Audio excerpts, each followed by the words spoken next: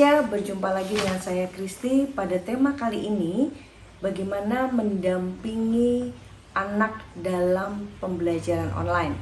Seperti kita ketahui di situasi saat ini, di mana ada pandemi COVID-19 yang kita nggak pernah bayangkan, tiba-tiba masuk ke Indonesia dan kemudian merubah seluruh sistem yang ada. Dan seluruh rutinitas alur kehidupan kita berubah, terutama saat ini yaitu pembelajaran yang tadinya tatap muka menjadi online. Nah, di situ biasanya orang tua banyak yang mengeluhkan kepada saya, stres, bingung nih gimana sih mendampingi anak dalam pembelajaran online, belum lagi ngurusin hal-hal rumah tangga atau yang bekerja, ibu bekerja mengurusin pekerjaan, kemudian harus ngurusin lagi anak-anak di dalam pembelajaran online. Mungkin kalau anak-anak yang sudah besar mungkin akan lebih mudah ya. Tapi kalau anak-anak yang masih kecil atau anak-anak yang masih butuh bimbingan, gimana sih cara mengatasinya, gimana cara menghadapi pembelajaran online? Karena kita tahu sendiri kalau sampai tidak bisa mengatasi itu, yang stres adalah kedua belah pihak. Orang tua jadi marah-marah terus kepada anak, anaknya juga stres dimarah-marahin terus. Kalau sama guru, mungkin guru mau marah juga pikir-pikir dulu ya, pikir-pikir karena sekarang ini kalau misalnya mau marah kan, nanti kalau orang tuanya marah juga ke guru bagaimana, atau banyaklah akibatnya gitu kan ya, banyak dampaknya.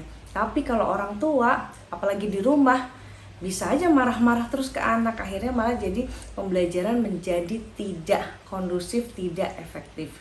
Nah, bagaimana sih supaya orang tua bisa mendampingi anak khususnya pada pembelajaran online ini?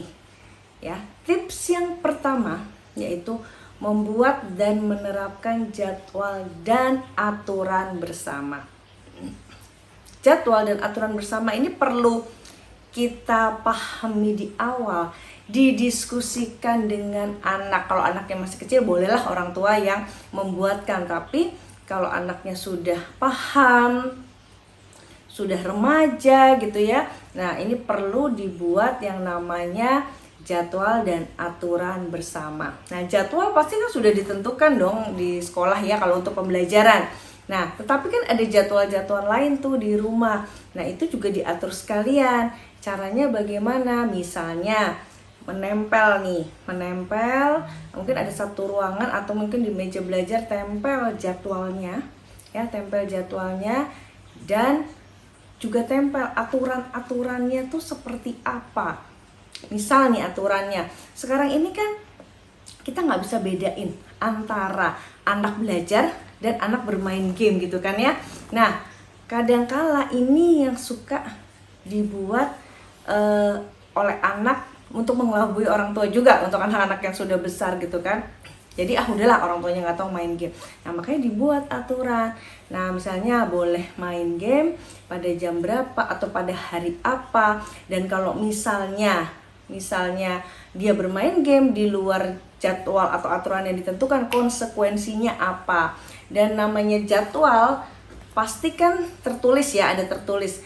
Atau misalnya jadwal ulangan, ada jadwal tugas dan sebagainya, itu boleh dibikin list. Dan nanti kalau misalnya anak sudah mengerjakan, boleh dicentang-centang gitu, kayak seperti kalau kita ke WC umum itu kan, kalau tugas-tugas janitor itu kan ada yang dicentang-centang di list-list itu. Nah, itu bisa dilakukan seperti itu. Jadi terapkan aturan dan jadwal bersama dengan anak, sehingga anak juga punya tanggung jawab.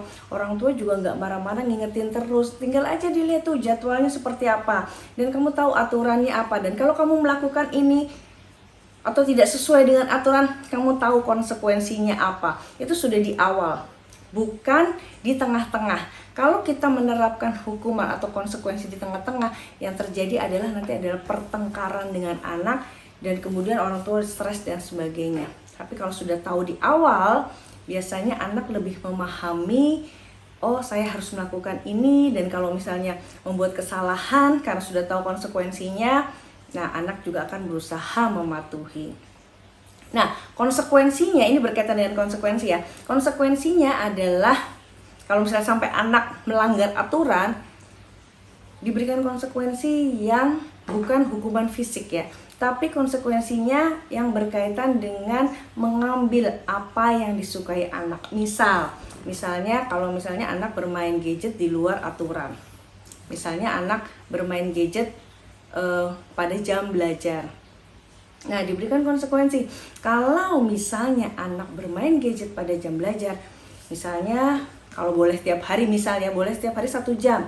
Nah, dia bermain gadget pada jam belajar. Berarti misalnya 2 hari ke depan dia tidak boleh bermain gadget. Atau misalnya hari Jumat atau Sabtu atau Minggu yang harusnya dia bisa boleh bermain gadget, dia tidak boleh bermain gadget gitu.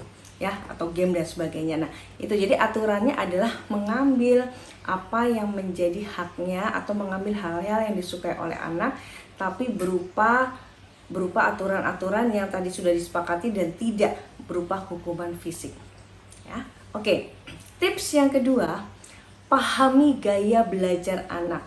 Seperti kita ketahui bahwa anak tuh kan punya modalitas belajar. Anak bisa belajar dari mana aja dan belajarnya dari panca indera. Nah, panca indera kan ada visual, yaitu dari gambar-gambar, bagaimana dia melihat dari gambar, kemudian auditori bagaimana dia mendengarkan informasi, kemudian kinestetik bagaimana dia belajar dengan melalui gerakan-gerakan.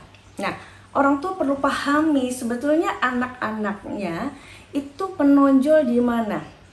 Tapi bukan berarti bahwa kalau dia mungkin gaya belajarnya visual, terus ya udah dia visual aja, auditori enggak, kinestetik enggak.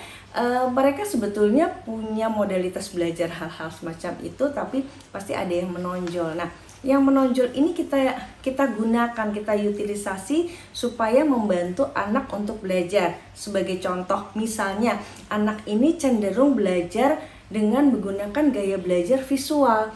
Berarti yang artinya kalau dengan gambar-gambar anak ini lebih mudah memahami. Nah, berarti cara belajarnya yaitu dengan gambar-gambar, menyajikannya dengan gambar, informasinya disajikan dengan gambar, atau misalnya bisa melakukan dengan yang namanya mind mapping.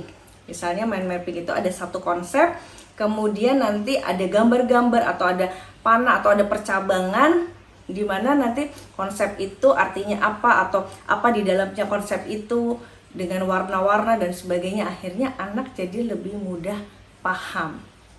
Nah, kemudian kalau gaya belajar auditori, misalnya anak lebih memahami ketika guru menerangkan. Bisa juga anak belajar dari cara guru menerangkan secara online, atau ada beberapa klien saya menggunakan seperti ini. Kalau misalnya pada saat belajar online direkam dan kemudian nanti anak suruh mendengarkan kembali.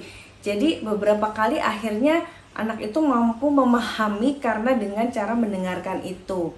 Ya, kemudian ada juga kalau anak yang memang gaya belajarnya kinestetik, dia harus bergerak atau memperagakan suatu konsep. Nah, atau misalnya dengan cara-cara dia melakukan percobaan-percobaan yang ada hal-hal yang konkret ya, melakukan percobaan. Nah, itu bisa juga dilakukan sehingga anak akan mampu memahami. Nah, gaya belajar ini sebetulnya tidak berdiri sendiri. Gaya belajar ini bisa dipadukan, misalnya dengan gambar atau dengan anak ini mengalami, atau misalnya juga dengan contoh-contoh konkret atau juga dengan penjelasan. Nah, biasanya kalau gaya belajar ini digunakan, semua itu akan membantu anak. Tapi memang orang tua perlu memahami dulu gaya belajar yang dominan di anak itu yang mana, apakah secara visual, auditori, atau kinestetik. Nah, kemudian yang ketiga adalah lakukan komunikasi terbuka dengan anak. Nah, kayaknya ini sebetulnya hal yang umum, mau lakukan komunikasi dengan anak, tapi komunikasi yang seperti apa sih? Karena di dalam pembelajaran ini kan interaksinya ya orang tua dan anak dengan guru itu kan secara online. Ini dalam pembelajaran online ya, maka perlu komunikasinya itu sebetulnya tidak hanya terbatas dari kamu bisa nggak belajarnya gitu kan, kamu nilainya bagus nggak, bukan begitu, tetapi lebih pada komunikasinya gimana pembelajaran yang tadi sudah dilalui, prosesnya bagaimana, bagaimana perasaanmu dalam mempelajari itu. Jadi terbuka diskusi dengan anak yang berkaitan dengan pembelajaran, sehingga ketika mengkaitkan pembelajaran dengan emosi-emosi yang menyenangkan atau emosi yang positif, sehingga anak mampu memahami pembelajaran dengan baik. Dan kalau misalnya dengan komunikasi itu orang tua sudah membiasakan, sudah terbiasa untuk berkomunikasi, orang tua jadi bisa membantu anak. Di mana sih kendalanya dalam pembelajaran online? Terus apa yang perlu dibantu, apa yang perlu dilakukan oleh orang tua untuk memfasilitasi anak supaya anak bisa memahami pelajaran. Kalau misalnya ada yang belum jelas atau misalnya ada hal yang nggak disukai oleh anak, itu orang tua jadi paham. Dan kalau sudah paham bisa melakukan atau mencari solusi pembelajaran yang terbaik bagi anak karena paham betul apa yang dirasakan oleh anak. Nah, demikian tips singkat mengenai pembelajaran, bagaimana mendampingi pembelajaran anak secara online.